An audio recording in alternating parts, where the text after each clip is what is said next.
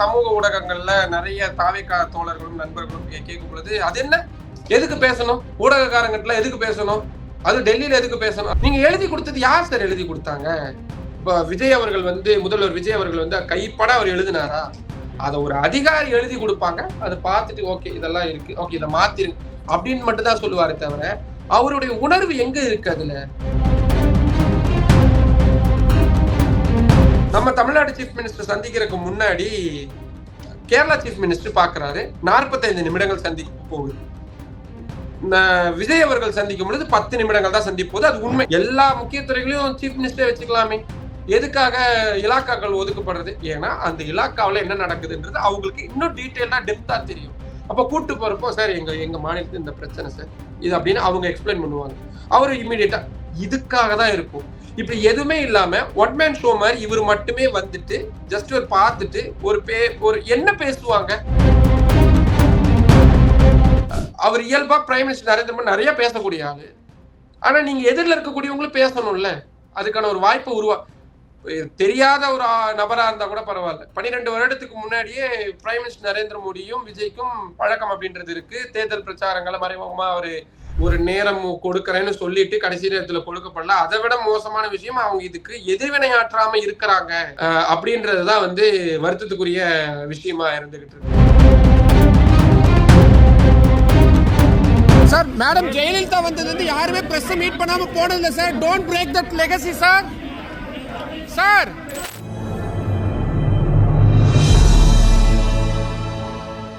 Tamil news நேர்களுக்கு வணக்கம். இன்றைய நேர்காணலில் நம்ம இருந்திருப்பவர் ஊடகவியலாளர் திரு நிரஞ்சன் சார். சார் வணக்கம்.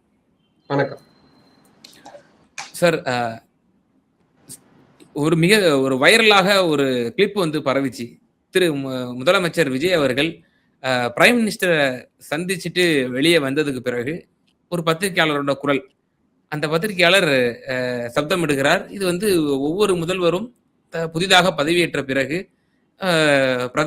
என்ன நம்ம கோரிக்கைகள் வச்சோம் அப்படிங்கிறத பிரீஃப் பண்ணுவாங்க, வெளியே அதை வெளிப்படுத்துவாங்க. அந்த மரபை உடைக்கிறீங்க, நீங்க தயவு செய்து பத்திரிகையாளர் சந்திச்சு விளக்கங்களை கொடுங்க அப்படின்ற ஒரு குரல்.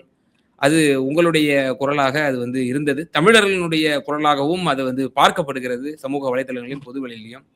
டெல்லியில் என்னதான் நடந்தது? 10 நிமிடத்திலேயே அந்த சந்திப்பு என்பது நிறைவடைந்தது. அதுவே ஒரு சர்ச்சைக்குரிய ஒரு விஷயமா ஆச்சு. உள்துறை அமைச்சர் ஏன் சந்திக்கவில்லை? காங்கிரஸ் தலைவர்களை சந்திப்பார் என்ற ஷெட்யூல்லாம் இருந்துச்சு, அது ஏன் மிஸ் ஆனது? இப்படிங்கிற பல கேள்விகள் இருக்கு. இதற்கு உங்களுடைய பார்வை என்ன சார்?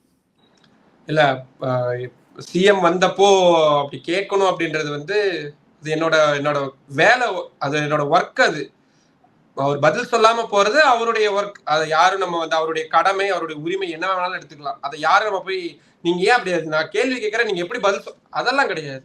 பதில் சொல்லாம போறது அவருடைய கடமை, கேள்வி கேட்க வேண்டியது என்னுடைய கடமை, என்னுடைய உரிமை. அதுக்காக தான் தமிழ்நாட்டுல இருந்து ஓகே டெல்லியில ஒரு 4 பேர் இருக்கிறாங்க, நம்ம சார்பா ஏதாவது கேட்பாங்கன்னு நம்புறது அதுக்கு தான். அந்த நம்பிக்கைக்கு பாத்திரமா இருக்கணும்ன்றதை தாண்டி அதை தாண்டி வேற எதுவும் அதுக்கான காரணங்கள்லாம் இல்லை. அவர் ஏன் முதல்ல என்னன்னா இந்த விஷயங்களுக்குலாம் போறதுக்கு முன்னாடி ஏன் டெல்லியில பேசணும்? நிறைய சமூக ஊடகங்கள்ல நிறைய தாவேக்கா தோழர்களும் நண்பர்களும் கேட்கும் பொழுது அது என்ன, எதுக்கு பேசணும், ஊடகக்காரங்கட்ல எதுக்கு பேசணும், அது டெல்லியில எதுக்கு பேசணும் அப்படின்னு கோபமா கேட்கறாங்க. அதுக்கு மட்டும் ஒரு சின்ன ஒரு எக்ஸ்பிளனேஷன் மட்டும் கொடுத்துட்றேன். இப்போ ஒரு நோயாளி பெட்ல படுத்திருக்கிறாருன்னு வச்சுக்கோங்களேன், டாக்டர் பார்த்துட்டு அப்படின்னு பார்த்துட்டு போறதுக்கும் ஒன்னும் இல்லை தம்பி, உடம்பு சரியாயிரும், மருந்து கொடுத்துருக்கு, உனக்கு இந்த இதுதான் இருக்கு, சரியாயிரும், கவலைப்படாம இரு அப்படின்னு சொல்லிட்டு போறதுக்கும் வித்தியாசம் இருக்கு. பார்த்துட்டு போயிட்டு அப்படியே போயிட்டாருன்னா அந்த பேஷண்ட் பதட்டத்திலேயே இருப்பான், ஐயோ நமக்கு என்னவோ ஏதோ அப்படின்னு. இதுவே டாக்டர் ஒரு வார்த்தை, ஒன்னும் இல்லம்மா இன்னும் ஒரு 2 நாள்ல வீட்டுக்கு போயிடலாம் அப்படின்னு சொல்லிட்டாருன்னா ஒரு நிம்மதி கிடைக்கும்ல. அந்த நிம்மதி தான் சீக்கிரமா கியூர். சிம்பிள். இந்த லாஜிக்கை தான் நம்ம புரிஞ்சுக்கணும். ஊடகங்களுக்கு பேசுங்க, பேட்டி கொடுங்க, அது கொடுங்கன்னா ஏதோ ஒரு பத்திரிகையில எழுதுறதுக்காக மட்டுமோ, இல்லாட்டி ஒரு பெரிய ஊடகங்கள் அதை ஒளிபரப்பு செய்யறதுக்காக மட்டுமோ, இல்லாட்டி என்ன மாதிரி உங்களை மாதிரியான நம்ம எல்லாரும் சேர்ந்ததுதான் ஊடகம். இப்ப அந்த தாவேக்கா நண்பர் ஒருத்தர் ஒரு கமெண்ட் பண்ணியிருப்பார்ல, எதுக்கு சந்திக்கணும்னு. அவருக்கு அது கண்டென்ட் இல்ல, அவருக்கு அது ஒரு செய்தி இல்ல. கண்டென்ட்ன்றதை தாண்டி அவருக்கு அதுல ஒரு செய்தி கிடைக்குது இல்ல.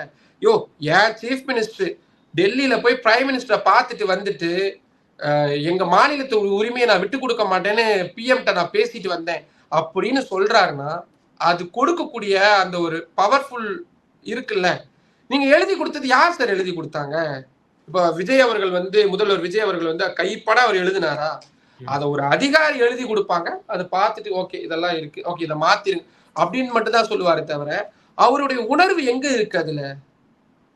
இப்போ நம்ம ஒரு லவ் பண்ற பொண்ணுக்கு ஒரு விசிட்டிங் ஒரு நார்மல் கார்டை வாங்கி கொண்டு போய் கொடுக்கறதுக்கும் நம்மளே உட்காந்து கேவலமா இருந்தாலும் ஒரு கவிதை எழுதி கொண்டு போய் கொடுக்கறதுக்கு வித்தியாசம் இருக்குல்ல. நம்ம உணர்வு வெளிப்படும்ல. அந்த வெளிப்படுத்தக்கூடிய அந்த தருணம் தான் வந்து பிரஸ் மீட்லாம் சொல்றது. இது யாரோ ஊடகங்களுக்கு மட்டும் நீங்க கேள்விக்கு உங்களுக்கு அன்கம்ஃபர்டபுளான கொஸ்டின்ஸ் இருக்கா? நீங்க ஜஸ்ட் பாஸ்ன்னு சொல்லிட்டு போயிட்டே இருக்கலாம். யாருமே உங்களை கேட்க போறது கிடையாது. No comments. இப்ப மாநில அமைச்சர்கள் நிறைய பேர் நோ கமெண்ட்ஸ் தானே சொல்லிக்கிட்டு இருக்காங்க. நீங்க சொல்லிட்டு போயிடலாமே. ஆனா நான் ஒரு நாட்டுடைய பிரதமரை போய் பார்த்தேன். என் மாநிலத்துக்கு நீட்டு வேணான்னு அவர் மூஞ்சிக்கு நேரா சொன்னேன். என் மாநிலத்துல இருமொழி கொள்கையை தான் நான் பின்பற்றுவேன்னு அவர் மூஞ்சிக்கு நேரம் நான் சொல்லிட்டு வந்தேன். எங்களுக்கு தேவையான நிதி பகிர்வை எங்களுக்கு கொடுத்துருங்க, எங்க மக்கள் காத்துக்கிட்டு இருக்காங்கன்னு நான் அவங்ககிட்ட போய் கேட்டேன். என் மக்களுக்காக நான் உரிமையோட போராடுவேன். ஏன் சார் பொலிட்டிக்கல் ஸ்டேஜஸ்ல மட்டும்தான் பேசுவீங்களா என்ன? அப்ப மட்டும் உங்களுக்கு ஊடகங்கள்லாம் வேணாமா என்ன? அப்போ எதுக்கு அந்த இடத்துல மட்டும் ஊடகங்களுக்கு தனி பாஸ் எதுக்கு அச்சிட்டு எதுக்கு அவங்கள அலோவ் பண்ணீங்க? நாங்க எங்களுக்கு ஊடகங்கள்லாம் வேண்டாம், உங்களுக்கு யாருக்கும் அலோடு கிடையாது சொல்லியிருக்கலாமே. பனையூர் வாசல்ல அவங்க வீட்டு வாசல்ல இருந்திருப்பாங்க. இங்க நிக்காதீங்க, எங்களுக்கு வந்து டிஸ்டர்பன்ஸா இருக்கு, நீங்க வந்து நியூசன்ஸ் பண்றீங்க, போலீஸ் கிட்ட சொல்லியிருந்தா வந்திருப்பாங்களே. அவங்க போயிருந்திருக்க போறாங்க. எல்லா நடிகர்கள் வீட்டு வாசல்லையுமா போய் இருக்கிறாங்க? உங்களை நம்பி உங்களோட வார்த்தைக்காக அத்தனை கோடி பேர் காத்துக்கிட்டு இருக்காங்க. அதை வாங்கி கொடுக்க வேண்டியது எங்களுடைய கடமை, எங்களுடைய வேலை. இதனாலதான் இது வந்து முக்கியம். இப்ப அந்த ஒரு நம்பிக்கை இருக்குள்ள ஒரு கிராமத்துல இருக்கக்கூடிய ஒரு பையனுக்கு ஐயோ நீட் இப்படி ஆயிப்போச்சு, பேப்பர் லீக் எல்லாம் ஆயிப்போச்சு, என்ன பண்றதுன்னு தெரியல. ஓகே நம்ம சீஃப் மினிஸ்டர் இப்படி சொல்லி இருக்கிறாருன்னு அந்த குரல் வழியில கேட்கும் பொழுது அது கொடுக்கக்கூடிய ஒரு மன நிறைவும் அந்த தைரியமும். அதுக்குதான் சார் பிரஸ் மீட். வேற எதுவும் சும்மா விளையாட்டு பொழுதுபோக்குக்காக கிடையாது. சரி, ஃபர்ஸ்ட் விஷயம். ரெண்டாவது, இந்த விசிட் நான் சோசியல் மீடியால இது வந்து ஒரு தோல்வி அடைந்த ஒரு சந்திப்பு, ஒரு பயணம் அப்படின்னு அத்தனை பேர் வந்து கடிச்சு வச்சுட்டாங்க. என்னன்னா இப்ப ஃபேக்ட மட்டும் சொல்றேன், ஏதோ என்னோட சொந்த கருத்துன்றதை தாண்டி ஃபேக்ட் மட்டும் சொல்றேன். அதுல இருந்து ஆடியன்ஸே புரிஞ்சுக்கிட்டோம் நம்ம வந்து என்ன பண்றோம் அப்படின்னு. நம்ம தமிழ்நாடு சீஃப் மினிஸ்டர் சந்திக்கிறதுக்கு முன்னாடி கேரளா சீஃப் மினிஸ்டர் பாக்குறாரு. 45 நிமிடங்கள் சந்திப்பு போகுது.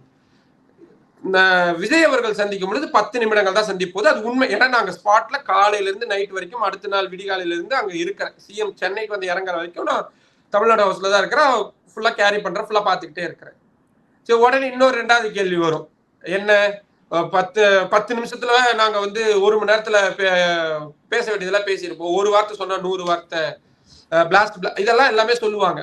ஆனா சிக்கல் என்னன்னா என்ன பேசுறீங்க? இப்போ ஏன் 40 நிமிடம் 45 நிமிடம் போகுது அப்படின்னா, கூட வந்து துறை சார்ந்த அமைச்சர்களை கூட்டு போயிருப்பாங்க, 1-2 சீனியர் இவங்களை யாரும் கூட்டு போயிருப்பாங்க. அந்த விசிட் அப்போ நாங்க கொடுத்து இதுதான் எங்களுடைய ஃபர்ஸ்ட் விசிட்னு ஏன் அதை சொல்றாங்க? ஏன் அதை பெருசா பாக்குறாங்க எல்லாருமே? ஏன் இவ்வளவு கவரேஜ் கொடுக்குறோம்? இந்த உங்களுக்கு கொடுத்துருக்குறோம்ல புக்லெட், உங்ககிட்ட கொடுத்துருக்கோம் கோரிக்கை, இதை வச்சுதான் நாங்க அடுத்த 5 ஆண்டுகளுக்கு எங்க மாநிலத்தை ரன் பண்ண போறோம். நல்லா படிச்சு பாத்துக்கோங்க. இதுல ஒவ்வாத விஷயங்களை எங்க மேல திணிச்சிடாதீங்க. எங்களுக்கு வேணும்ன்றதை நாங்க கேட்போம், அப்பெல்லாம் கொடுங்க. ஏன்னா அதுதான் கூட்டாட்சி தத்துவம். அவங்க கிட்ட போய் இறந்து நிக்க வேண்டிய இடத்துக்கெல்லாம் நம்ம கிடையாது. நம்ம கேட்போம், அவங்க கொடுக்கணும், சிம்பிள். அப்ப இதை வந்து சென்ட்ரல் கவர்மெண்ட்டுக்கு இண்டிகேட் பண்ணுவாங்க. அப்போ தலைமை மந்திரியா பிரதமருக்கு சில சந்தேகங்கள் இருக்கும் பட்சத்துல கூட இருக்கக்கூடிய சக அமைச்சர்கள் வந்து அவங்க துறை சார்ந்த நிபுணர்களா இருப்பாங்க. இப்ப பினான்ஸ் எதுக்காக எல்லா முக்கிய துறைகளையும் சீஃப் மினிஸ்டரே வச்சுக்கலாமே? எதுக்காக இலாக்காக்கள் ஒதுக்கப்படுறது? ஏன்னா அந்த இலாக்காவில் என்ன நடக்குதுன்றது அவங்களுக்கு இன்னும் டீட்டெயிலா டெப்தா தெரியும். அப்ப கூட்டு போறப்போ சார் எங்க மாநிலத்துல இந்த பிரச்சனை சார் இது அப்படின்னு அவங்க எக்ஸ்பிளைன் பண்ணுவாங்க. அவரு இம்மிடியட்டா இதுக்காக தான் இருக்கும். இப்படி எதுவுமே இல்லாம ஒன் மேன் ஷோ மாதிரி இவர் மட்டுமே வந்துட்டு ஜஸ்ட் ஒரு பார்த்துட்டு ஒரு என்ன பேசுவாங்க? அவர் இயல்பா பிரைம் மினிஸ்டர் நரேந்திர மோடி நிறைய பேசக்கூடிய ஆளு. ஆனா நீங்க எதிரில் இருக்கக்கூடியவங்களும் பேசணும்ல. அதுக்கான ஒரு வாய்ப்பை தெரியாத ஒரு நபரா இருந்தா கூட பரவாயில்ல. 12 வருடத்துக்கு முன்னாடியே பிரைம் மினிஸ்டர் நரேந்திர மோடியும் விஜய்க்கும் பழக்கம் அப்படின்றது இருக்கு. தேர்தல் பிரச்சாரங்களை மறைமுகமா அவரு இருந்திருக்கிறாரு. ஊழல் ஒழிப்பு அண்ணா ஹசாரேவுடைய இயக்கத்துல எல்லாம் வந்து ஆதரவு தெரிவிச்சிருக்கிறாரு. சோ மோடியுடைய குட் புக்ல இருக்கக்கூடிய ஒரு நபரா தான் தமிழ்நாடு சீஃப் மினிஸ்டர். அவர்கிட்டயே 10 நிமிஷத்துக்கு மேல 10 நிமிஷத்துல போட்டோ எடுக்க, பூங்குத்து கொடுக்க, புத்தகங்கள் கொடுக்க, அது இதுன்னு சொல்லியே ஒரு 3-4 நிமிஷம் போயிட்டாலும் இருக்கக்கூடிய 5 நிமிஷத்துல என்ன பேசியிருப்போம்? சாப்பிட்டீங்களா? சாப்பிட்டேன் சார். எங்க டெல்லியில டெல்லி தான். ரொம்ப வெயிலா இருக்கு. இவ்வளவுதான் பேச முடியுமே தவிர இதை தாண்டி என்ன ஒரு ஒரு ஒரு இணக்கமான ஒரு பேச்சு அப்படின்றது. இது எதுக்குங்க இணக்கமா எதுக்குங்க பேசணும் அப்படின்னு ஒரு கேள்வி வரும். விஜய் அவர்கள் எல்லா இடங்கள்லயும் மேற்கோள் காட்டக்கூடிய ஜெயலலிதா அவர்கள் எதிரணியா இருந்தாலும் கூட நரேந்திர மோடி கூட அவ்வளவு ஒரு நட்போட இருந்தாங்க. ஏன்னா அது அது வந்து ரொம்ப முக்கியம். ஒரு கை மீறி போகும் பொழுது கடைசியில் அந்த நட்பு வேணா கை கொடுக்கலாம். தமிழ்நாட்டுக்கு ஒவ்வாத ஒரு பெரிய விஷயம் வருது. நண்பகிட்ட பேசலாம், பிரைம் மினிஸ்டர் தாண்டி நண்பகிட்ட பேசலாம் அப்படின்ற ஒரு இதெல்லாமே தான் இந்த பொலிட்டிக்கலுக்கான ட்ரிக்ஸ். அப்ப அந்த மாதிரியான ஒரு ஸ்பேஸை வந்து உருவாக்கி இருக்கணும். அது உருவாகாத ஒரு ஒரு ஒரு ஒரு ராங் சிக்னல் போன ஒரு சந்திப்பா இது ஃபெயிலியர் ஆயிடுச்சோன்றதா நான் பாக்குறேன். இப்போ அதன் பிறகாக அமித்ஷாவை சந்திப்பதாக இருந்துச்சு. அது உண்மையிலேயே ஹோம் மினிஸ்டர் தரப்புல இருந்து அவருக்கு வந்து டைம் ஃபிக்ஸ் செய்யப்பட்டதா, அல்லது ஹோம் மினிஸ்டர் வந்து மறுத்துட்டாரா சந்திக்க? அதனுடைய பின்னணி என்ன சார்? இல்ல, சந்திப்பு நடத்தப்படுவதற்கான திட்டம் உறுதி செய்யப்பட்டிருந்தது. கவர்மெண்ட் அபிஷியல்ஸ் எங்களுக்கு அனுப்பின மெசேஜஸ்ல தெளிவா இருக்கு. டெல்லியில இருக்கக்கூடிய எல்லாருக்கும் தெரியும். சரி, அப்படியே இருந்தாலும் நான் தனிப்பட்ட முறையில் அதை போட்டு நான் கூட என்னோட சோர்ஸ் தப்பு சொல்லிட்டாங்க அப்படின்னா கூட அத்தனை ஊடகங்களும் போட்டிருந்தாங்க. வட இந்திய ஊடகங்கள் அத்தனையும் போட்டிருந்தாங்க. முக்கியமான செய்தி நிறுவனங்கள் எல்லாமே போட்டிருந்தாங்க. ஏஜென்சிஸ் எல்லாருமே அதை கேரி பண்ணியிருந்தாங்க. எல்லாருமே ரொம்ப ஈகரா வெயிட் பண்ணிட்டு இருந்தாங்க. ஆனா அந்த சந்திப்பு நடக்கல, ரத்து செய்யப்பட்டுச்சு அப்படின்னு தான் நம்ம பார்க்க வேண்டியதா இருக்கு.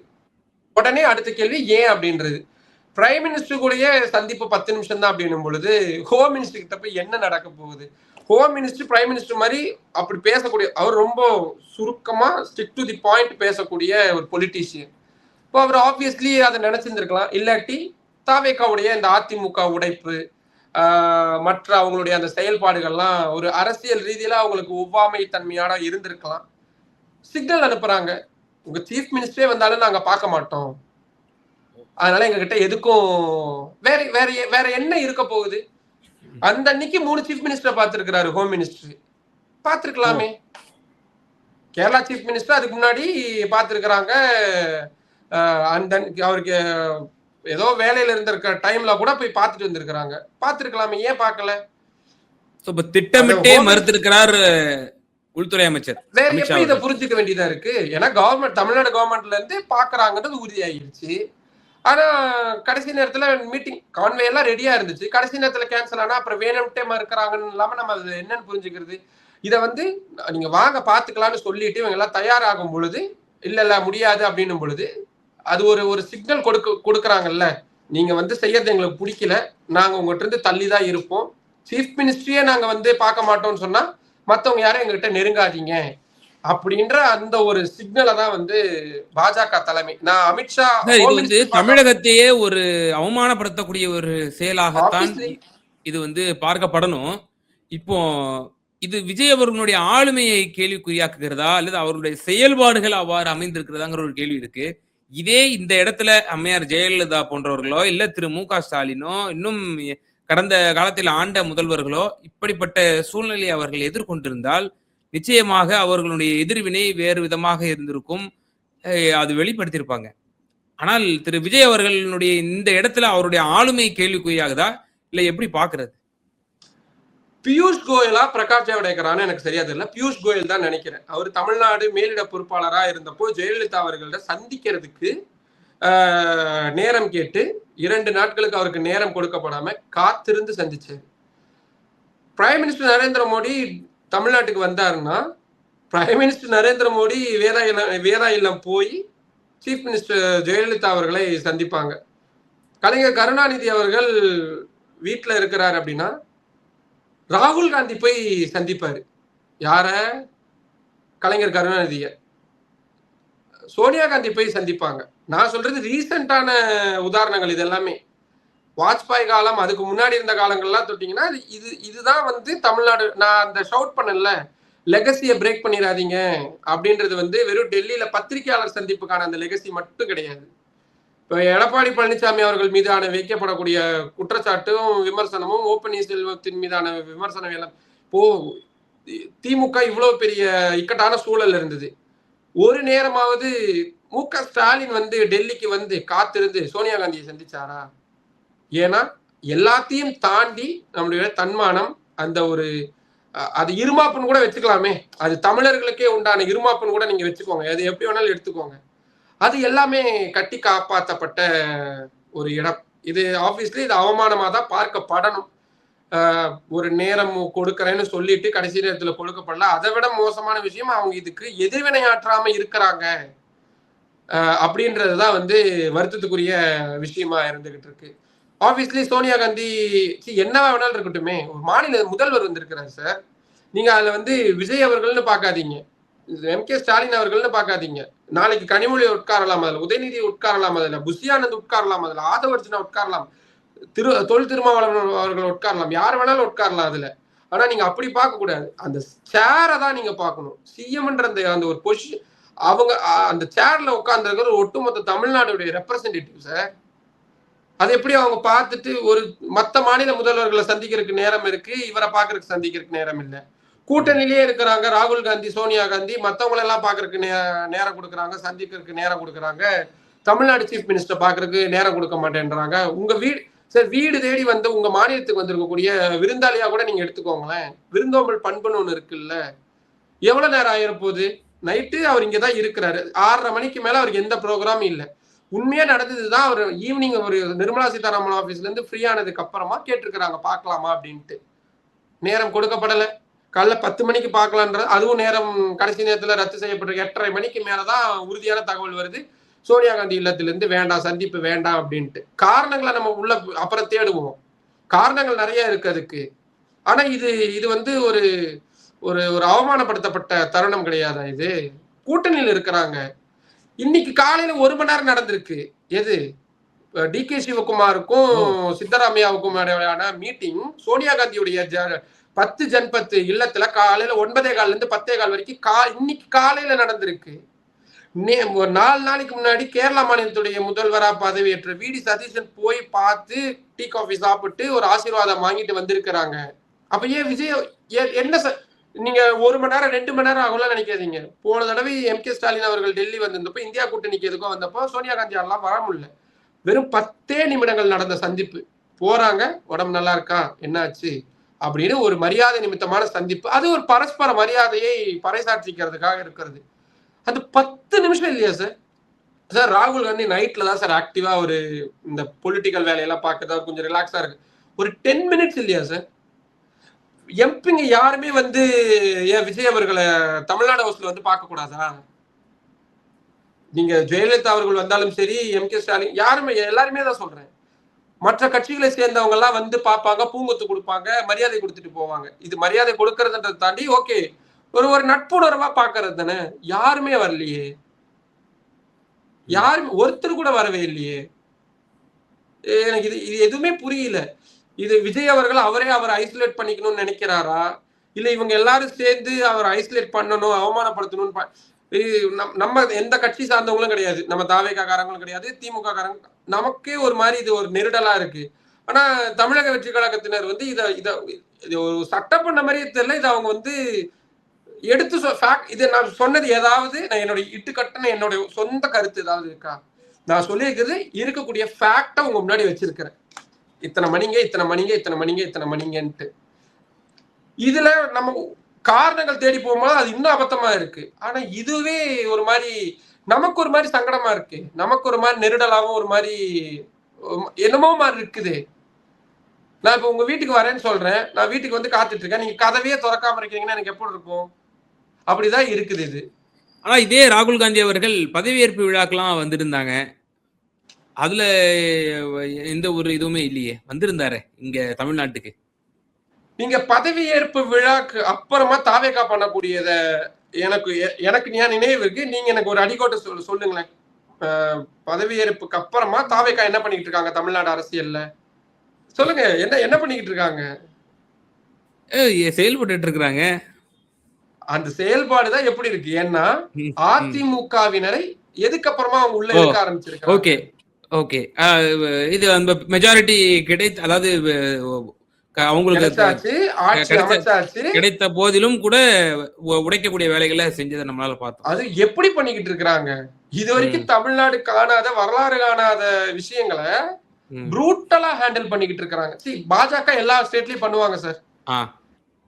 தமிழ்நாட்டுல யார் அப்படி பண்ணிருக்கிறாங்க?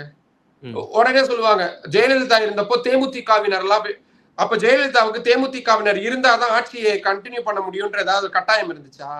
அவங்களே ஏற்கனவே மெஜாரிட்டியில தானே இருந்தாங்க. அடிஷனலா வர ஆனா இவங்க என்ன பண்றாங்க? மெஜாரிட்டி இருக்கு. இப்போ அதிமுக உள்ள வர வர யாருக்கு இங்க சேதாரம் அதிகமாகும்? இடதுசாரிகள் கூட்டணியில இதுல ஆட்சி அதிகாரத்துல பங்கு பெறல. அவங்க எந்த நொடி வேணாலும் வெளியே வந்துடலாம். அவங்களுக்கு எந்த தயக்கமோ சுணக்கமோ இல்ல. திமுகவும் தயாராக இருக்கிறாங்க. அவங்களுக்கு எந்த பிரச்சனையும் இல்லை. விடுதலை சிறுத்தைகளுக்குள்ள தான் சின்ன சின்ன முட்டல் முரசல் இருக்கு. ஐயுஎம்லும் ரொம்ப தெளிவா இருக்கிறாங்க. எங்களுடைய வாழ்நாள் கூட்டாளி திமுக தான், அவங்க கிட்ட சொல்லிட்டு தான் நாங்க வந்திருக்கிறோம் அப்படின்றதையும் அவங்க தெளிவுபடுத்திட்டாங்க. இப்ப திருப்பரங்குன்ற மாதிரியான ஒரு விஷயங்கள் வரும் பொழுது ஒருவேளை தமிழக வெற்றி கழக அரசு அமைதியாக இருக்குது அப்படின்னா ஐயுஎம்எல் அப்போ எப்ப ரியாக்ட் பண்ணுவாங்க அப்படின்றத நம்ம அப்பதான் நம்ம பொறுத்திருந்து பார்க்க வேண்டியது. ஆனா இதுல இக்கட்ல இருக்கிறது யாரு? முழுக்க முழுக்க காங்கிரஸ் தான். இப்ப 5 சட்டமன்ற உறுப்பினர்கள் அதிமுகவில் இருந்து அப்படியே நகர்ந்தீங்க வந்துட்டாங்க. வர்றவங்க என்ன எம்எல்ஏவா இருக்கிறக்கா வராங்க? எம்எல்ஏவா இருக்கணும்னா அவங்க எதுக்காக எடப்பாடி பழனிசாமி விட்டுட்டு வரணும்? ஜாலியா அங்கேயே இருக்கலாமே 5 வருஷத்துக்கு. பதவிகள், மாவட்ட செயலாளர் பொறுப்பு, அத்தனை பொறுப்புகளும் அவங்களுக்கு கிடைக்குது. உள்ளாட்சி தேர்தலில் பெரிய அவங்களுக்கு ஒரு ஒரு பவர் கிடைக்கலாம். மீண்டும் ஒரு பவர் சென்டரா வரும் பொழுது கூடவே இருந்தவங்க இவங்க எல்லாம் அப்படின்னு தூக்கி விடுறதுக்கான வாய்ப்புகள் இருக்கு. இதையெல்லாம் விட்டுட்டு ஏன் தாவேக்காக ஏதோ ஒரு ஆதாயம் எதிர்பார்த்து, அந்த ஆதாயம் பெரும்பாலும் மினிஸ்ட்ரி பர்த்தா தான் இருக்கணும். இல்லாட்டி ஒரு வாரிய துறை அந்த மாதிரி ஏதாவது விஷயங்களுக்காக தான் வரும். இப்படி இவங்க உள்ள சேர சேர யாருடைய கைகள் இறங்கும்? ஆப்வியஸ்லி காங்கிரஸ், ஐயுஎம்எல், விசிக இவங்களோட தான் இறங்கும். இதுல அவங்க 2 பேருக்கும் எந்த சிக்கல் இல்லை. அவங்க மீண்டும் போய் திமுக இணையறதுக்கு அவங்களுக்கு ஸ்மூத்தா இருக்கும். எந்த அவங்களுக்கான ஒரு குளறுபடிகளும் இல்லாம இருக்கும். அப்ப காங்கிரஸ் என்ன பண்ணுவாங்க? 2 மினிஸ்டர்கள் வச்சுக்கிட்டு அவங்க சொல்றத காலம் பூரா கேட்டுக்கிட்டே இருக்கணும். இப்போ நிதியமைச்சரை எதுக்கு செங்கோட்டையனுக்கு கொடுத்தாங்க, அப்புறம் எதுக்கு அவர்கிட்ட இருந்து புடுங்கினாங்கன்னு நமக்கு இன்ன வரைக்கும் தெரியாது நமக்கு. நாளைக்கு காங்கிரஸுக்கு இப்படி ஒரு ஒரு மந்திரி பதவி கொடுத்திருக்காங்க, நாளைக்கு இல்ல வேணாம் ஏதோ ஒரு சும்மா ஏதோ ஒரு பதவி தூக்கி கொடுக்குறாங்க. இப்போ பாஜகவால் நேரடியாக ஒரு விக்டிமாக இருந்திருக்கிறது பல மாநிலங்கள்ல காங்கிரஸ். மத்திய பிரதேசத்துல, அருணாச்சல் பிரதேசம், இந்த மாதிரி பல மாநிலங்கள் நீங்களே சொன்னீங்க. இப்போ தமிழக வெற்றி கழகம் அதே துணியில தமிழ்நாட்டுல ஒரு வேலையை செஞ்சுட்டு இருக்கு. நேத்து முளைச்ச கட்சி இன்னைக்கு ஆட்சிக்கு பிடிச்சிருக்கு. அதே துணியில செய்யும் பொழுது காங்கிரஸ் அதை உற்று நோக்குகிறதா? நாளைக்கு காங்கிரஸுக்கே இந்த நிலைமை வராது அப்படிங்கிறதுல என்ன உத்தரவாதம் இருக்கு அப்படின்னு சொல்லி காங்கிரஸ் நீங்க கேட்ட இந்த கேள்வியதான் சோனியா காந்தி அவர்களுடைய மனதில் எழுந்துதான் இந்த இந்த விஷயங்களை அவங்க தள்ளி வைக்கணும். அவங்களுக்கு ஆரம்பத்துல இருந்தே இது சுத்தமா விருப்பம் இல்லை, இது பொருந்தாதது அப்படின்றதுலதான் அவங்க மீண்டும் மீண்டும் உறுதியாவே இருந்துகிட்டு இருந்தாங்க. ஒரு சிலருடைய விஷயங்களுக்காக அவங்களுடைய ஆதாயத்துக்காக இதை பண்ண போய் இப்போ இப்படியான ஒரு சிக்கல் இருக்கிறாங்க. அப்ப சோனியா காந்தி அம்மையாருக்கு இப்ப வரைக்கும் பெரிதாக அவங்களுக்கு இன்ட்ரெஸ்ட் இல்ல டிவிக்கே கூட போனதுல. சார் நீங்க அவங்க இப்ப விஜய் அவர்கள் முதல்வரா பதவி ஏத்துட்டாங்க, வாழ்த்து சொன்னாங்களா? இல்ல. 60 ஆண்டுகள் கழிச்சு அமைச்சரவையில் இடம்பெற்றிருக்காங்க காங்கிரஸ் கட்சி.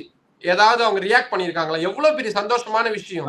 ஆமா, ஏதாவது ரியாக்ட் பண்ணிருக்காங்களா? அவங்க ராகுல் காந்தி பயங்கரமா ரியாக்ட் பண்ணாரு சார். அவரை மட்டும்தான் சார் பண்ண முடியும். நீங்க பிரியங்கா காந்தி ஏதாவது ரியாக்ட் பண்ணிருக்காங்களா? மல்லிகார்ஜுன கார்கே என்ன பெருசா ரியாக்ட் பண்ணிட்டாரு? என்ன யாராவது நீங்க இந்த ஒரு குறிப்பிட்ட ஒரு எம்பிக்கள் ஒரு 4-5 பேரை தவிர, ராகுல் காந்தியை தவிர வேற யாருக்காவது ஏதாவது? ராகுல் காந்தி என்னன்னு சொல்லியிருந்தாங்க, விஜய் அவர்களோட ஃபேமை வச்சு நம்ம கேரளால பண்ணிடலாம், கர்நாடகால பண்ணிடலாம், ஆந்திரால பண்ணிடலாம், அமெரிக்கால பண்ணிடலாம், கனடால பண்ணிடலாம், நியூயார்க் சிட்டில போய் நம்ம மேயருக்கு நிக்கலாம்லாம் அவங்க நினைச்சுக்கிட்டு இருந்தாங்க. கேரளால ப்ரூட்டல் மெஜாரிட்டியில காங்கிரஸே வந்துட்டாங்க. நாடாளுமன்ற தேர்தலில் அவங்களோட தயவு எதுக்கு வேணும்? காங்கிரஸ் டிவிகேவுடைய தயவு எதுக்கு வேணும் காங்கிரஸுக்கு? அவங்க தான் ஏற்கனவே அவங்க ப்ரூட்டல் மெஜாரிட்டியில இருக்கிறாங்களே, ஒரு சக்தி வாய்ந்த ஒரு இதுவா திருப்பி வந்துட்டாங்களே. சரி, தமிழ்நாட்டுல பெரிய சக்சஸ் பண்ணாரு விஜய் அவர்கள். பாண்டிச்சேரியில பக்கத்து தமிழ் பேசக்கூடிய ஸ்டேட்டு. அப்ப அங்க ஒரு வந்துருந்துச்சுன்னா தமிழ்நாட்டை தாண்டிய ஒரு யூனியன் பிரதேசத்துல கூட விஜயால ஒரு பெரிய ஒரு கோலோச்சல் பண்ண முடியல, ஒரு பெரிய அதிர்வலைகளை ஏற்படுத்த முடியல. அப்படின்னும் பொழுது கேரளாவில் அவ்வளோ பெரிய ஸ்டேட்ல நடிகர்கள் இருந்தாலும் கூட அவ்வளோ பெரிய இம்பாக்ட் ஏற்படுத்துமான்னு எனக்கு தெரியல. சுரேஷ் கோபி எத்தனை வருஷமா அவர் போராடினாருன்றது நமக்கு தெரியும். அவர் நடிகர் அவ்வளோ பெரிய ஃபெமிலியர் ஃபேஸா இருந்து மம்முட்டி ஆகட்டும், ஈவன் இப்போ யாராவது விஜயோட கூட்டணி இல்லாம தானே வந்து ஜெயிச்சிருக்காங்க, சிபிஎம் வீழ்த்திருக்காங்க காங்கிரஸ். அதைத்தான் சொல்றேன். அப்போ சட்டமன்றத்துல பண்ண முடிஞ்ச அவங்களால அதை நாடாளுமன்றத்துல கண்டினியூ. இதுக்கு எதுக்கு விஜயோடைய உதவி தேவை? அவங்க அதை ஃபீல் பண்ணுவாங்க தானே. அப்ப விஜய்க்கும் அது புரியும் தானே. இவன் கேரளால இப்படி வந்துட்டாங்க, இவங்க நம்மளை மதிக்க மாட்டாங்க, இங்க இவங்களை இப்படியே வச்சிருக்கணும், நம்ம ஏதாவது பண்ணணும் அப்படின்னு இனிஷியல் ஸ்டேஜ்லயே பண்ணும் பொழுது இது எல்லாத்தையும் கூட்டு தொகுப்பாதான் இதை நம்ம பார்க்க வேண்டியதா இருக்கு. நிச்சயமா தோழர், டெல்லியில் நடந்து கொண்டிருக்கக்கூடிய பல பரபரப்பான அரசியல் நிச்சயமாக தமிழ்நாட்டில் இருக்கக்கூடிய எங்களுக்கு இங்க இருக்கக்கூடிய லோக்கல் வரக்கூடிய செய்திகள் அவைகள் எல்லாம் வந்து செவி வழியாகவும் ஊடகங்கள் வாயிலாகவும் நமக்கு அறிய வரும். ஆனால் டெல்லியில் பல விஷயங்கள் நடந்து கொண்டிருக்கும். அவைகள் எல்லாம் அங்க இருந்தே பல எக்ஸ்க்ளூசிவான தகவல்களை எங்க நேயர்களுக்கு ரொம்ப அழகாகவும் தெளிவாகவும் புரியும்படியும் விளக்குனீங்க. மீண்டும் நன்றிகள் சார். நன்றி.